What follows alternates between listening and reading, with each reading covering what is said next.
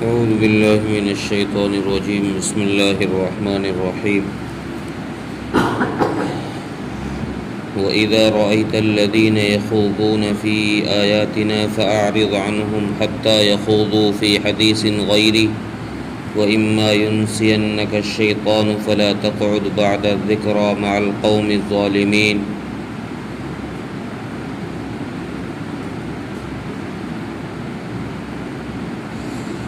اس آیت میں خطاب عام مسلمانوں کو کیا گیا ہے اور یہاں یہ تعلیم دی گئی ہے کہ جو کام خود کرنا گناہ ہے اس کام کی اس مجلس میں جس میں وہ کام ہو رہا ہو اس مجلس میں شریک ہونا بھی گناہ ہے. اس لیے یہاں تعلیم دی گئی ہے، حکم یہ دیا گیا ہے کہ جب آپ دیکھیں کہ کوئی مجلس ایسی لگی ہوئی ہے جس میں ہماری آیتوں کے ساتھ کھلواڑ کیا جا رہا ہے، مذاق کیا جا رہا ہے، جیسا کہ مشرکین مکہ کی عادت تھی کہ قرآن کریم کی آیتوں کے ساتھ مذاق کیا کرتے تھے، ان میں عیب جوئیاں تلاش کرتے تھے، طرح طرح کی ان میں کمیاں نکالتے تھے. تو رسول اللہ صلی اللہ علیہ وسلم سے یہ بات کہی گئی کہ آپ جب ایسی مجلسوں کو دیکھیں جہاں ہماری آیتوں کے ساتھ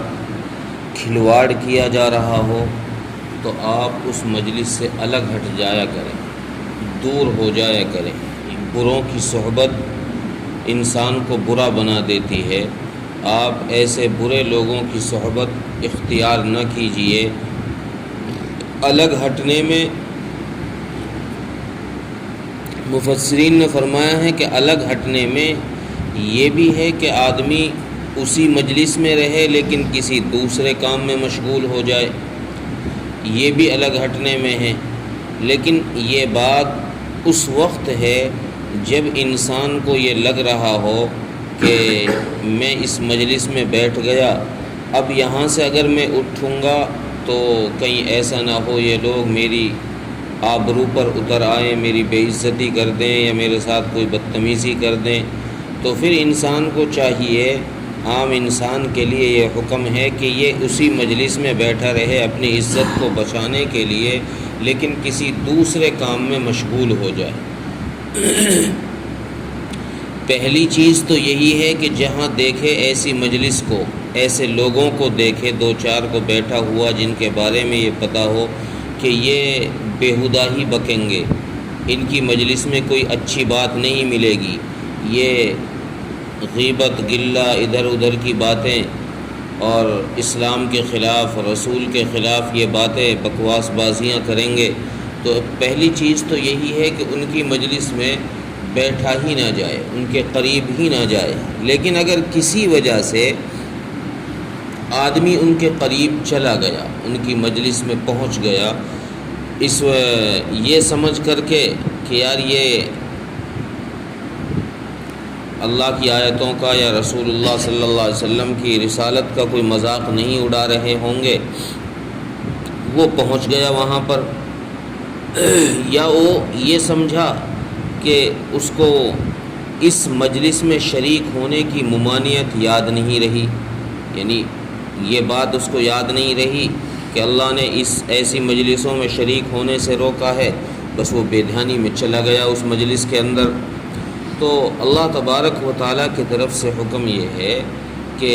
اگر تم کو کوئی ایسا معاملہ پیش آ جائے، یعنی شیطان نے تم کو بھلا دیا، تمہارے ذہن سے بات نکل گئی، دھیان میں نہیں رہی، تو اب جب یاد آ رہا ہے، جب تمہیں پتہ چل رہا ہے کہ بھئی یہ تو اللہ کی توہین میں لگے ہوئے ہیں، رسول اللہ کی توہین میں لگے ہوئے ہیں، تو آپ اس یاد آنے کے فوراً بعد وہاں سے اٹھ جائیں۔ یاد آنے کے بعد وہاں بیٹھنے کی گنجائش بالکل نہیں ہے۔ امام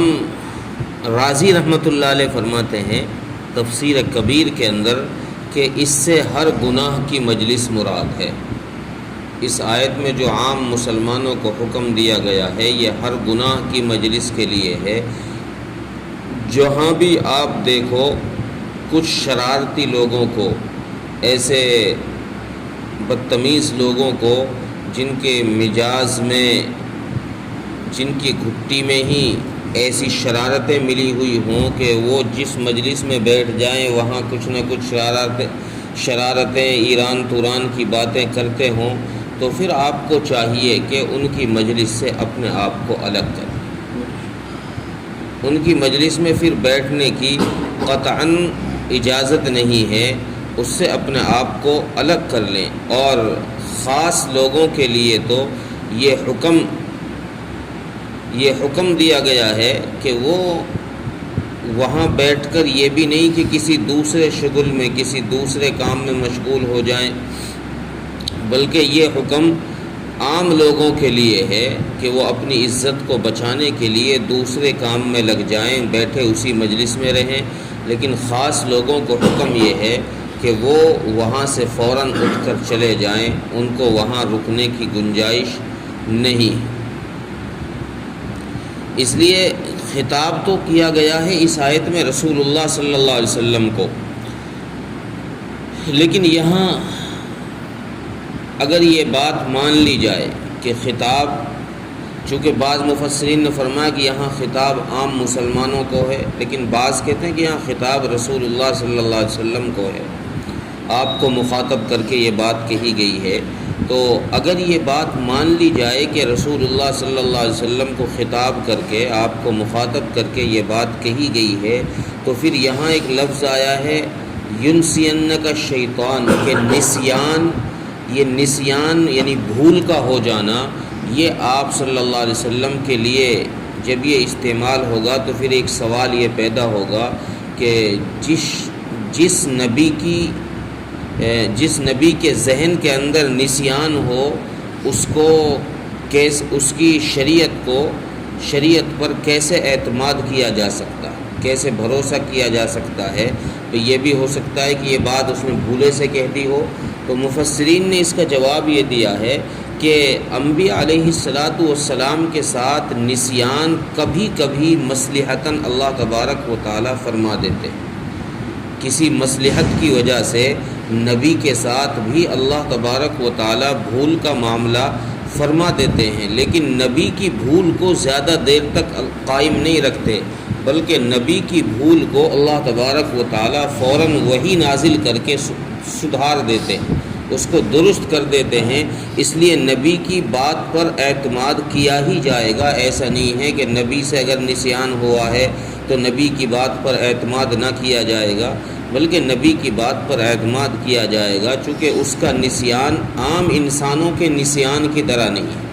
عام انسانوں کے بھول کی طرح نبی کی بھول نہیں ہے۔ نبی کی بھول کو فوراً وحی کے ذریعے سے درست کر دیا جاتا ہے، جبکہ عام انسانوں کی بھول ہی رہتی ہے۔ تو اس لیے یہاں جو اگر خطاب رسول اللہ صلی اللہ علیہ وسلم کو بھی مان لیا جائے تو پھر بھی کوئی پریشانی کی بات نہیں ہے، لیکن بعض مفسرین نے فرمایا ہے کہ یہاں خطاب عام مسلمانوں کو، کیوں؟ اس لیے کہ رسول اللہ صلی اللہ علیہ وسلم تو بچپنے سے بھی کبھی لہو لعب کی مجلسوں میں شریک ہی نہیں ہوئے۔ آپ صلی اللہ علیہ وسلم تو بچپنے میں بھی کھیل کود اور تماشوں کی اور ادھر ادھر ایران توران کی پھینکنے والے جو لوگوں کی مجلسیں مکہ میں لگتی تھی، آپ تو کبھی ان میں شریک ہی نہیں ہوئے، پھر آپ کو خطاب کیوں کیا گیا؟ تو فرماتے ہیں کہ آپ کو مخاطب کر کے حکم عام مسلمانوں کو دیا گیا، مخاطب آپ ہیں لیکن حکم عام مسلمانوں کو دیا گیا ہے کہ کوئی ایسی مجلس میں، گندے لوگوں کی مجلس میں شریک نہ ہو جہاں اسلام کی توہین کی باتیں ہو رہی ہوں، نبی کی رسالت کی توہین کی باتیں کی جا رہی ہوں، قرآن کا مذاق اڑایا جا رہا ہو، جہاں مسلمانوں کی عزت آبرو کا یا عقیدے کا مذاق اڑایا جا رہا ہو، ایسی کسی گناہ کی مجلس میں انسان کو شریک نہیں ہونا چاہیے۔ ترجمہ دیکھیں، وَإِذَا رَأَيْتَ الَّذِينَ يَخُوضُونَ فِي آيَاتِنَا فَأَعْرِضْ عَنْهُمْ، اور جب آپ دیکھیں ان لوگوں کو کہ وہ ہماری آیتوں کے ساتھ مذاق اڑا رہے ہیں تو آپ ان سے الگ ہو جائیے، حَتَّى يَخُوضُوا فِي حَدِيثٍ غَيْرِي، یہاں تک کہ وہ کسی دوسری بات میں مشغول ہو جائیں۔ وَإِمَّا يُنْسِيَنَّكَ الشَّيْطَانُ، اور اگر آپ کو شیطان نے یہ بھلا دیا، یعنی مجلس کی حرمت ممانعت بھلا دی، تو فَلَا تَقْعُدْ بَعْدَ الذِّكْرَى مَعَ الْقَوْمِ الظَّالِمِينَ، تو پھر یاد آنے کے بعد ظالم لوگوں کے ساتھ نہ بیٹھیے۔ جب یاد آ جائے فوراً مجلس سے آپ اٹھ جائیے۔ اللہ تعالیٰ